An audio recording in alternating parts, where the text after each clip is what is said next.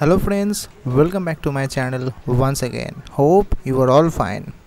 B.Ed 4th semester 2022-24 সেশনে যারা রয়েছেন আপনাদের একটি কোয়েশ্চেন্স অনেকবার আসে, তো সেই নিয়ে আজকের ভিডিও। সেটি হলো প্র্যাকটিকাম এক্সাম কি থিওরি এক্সামের আগে হবে না পরে হবে। তো মূলত বলে রাখি, আপনাদের প্র্যাকটিকাম এক্সাম বা এক্সটার্নাল এক্সাম সেটি কিন্তু থিওরি এক্সামের পরে হবে, আগে হবে না। কতদিন পরে হবে?